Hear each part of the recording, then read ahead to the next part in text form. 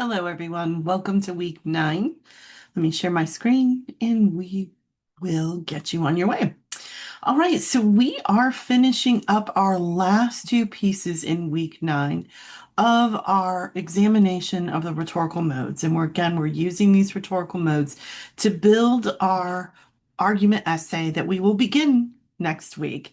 And it's a research-based argument paper, and it will take a few weeks because it is a process analysis of your ability to create an argumentative research paper. So do make sure that you've got yourself into a situation before you head into week 10 where you are completely caught up with everything you need to do for this course. Trust me, your future self will thank your present self for it. There is a deadline. I put it in announcements along with something that I want you to do with it. So please make sure you take care of that as well. All right, so let's get started then with Portfolio 1.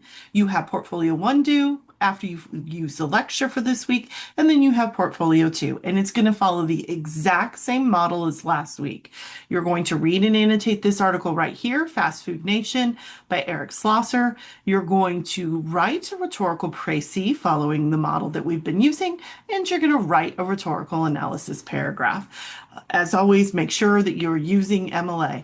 Please, now's the time to go back and review your MLA. This is something you can use ChatGPT to help you with.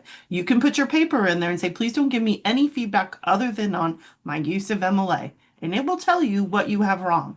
And trust me, y'all are still making little mistakes that we want to make sure we take out before we get into Portfolio 3, where the grade does suffer if you're not following with precision. Success criteria for Portfolio 1 is here. And your model of success, as always, is here. Those two paragraphs that I'm looking for you to use. All right, so that is it for Portfolio 1. Let's take a look at Portfolio 2, which is all about putting that practice that you analyzed in Schlosser's work to work. One of the things he does is he brings in exemplification of a person's experience. Another thing he does is look at exemplification through evidence of he's talking about making a change. So that is what I did and used as my focus as well. I really did mirror his structure and then applied it to my topic so that it made sense and I knew exactly what it was that I was looking for when it came to that concept of rhetorical mode. So you are going to choose a couple examples, 2 to 3 examples that you want to develop in your argument. These should be examples that you need to explain something further, or maybe it's something that you need to analyze within your own argument that you're not quite sure of a possible solution or a possible why this is a problem. Or it could be something that you know your audience might object to or have concerns about or questions that you might offer insights about through your research. You're going to find those 2 to 3 researches using a combination of library resources and your ability to laterally read and sift through resources you find in other places, such as Google or a known website. So you want to use those varied ways of finding your research to make sure your topic fits. Then what you're going to do is you're going to write an essay type response in which you're making sure that you are choosing examples that have clarity and relevance to your topic. And I do mean your topic. You should not be developing something else.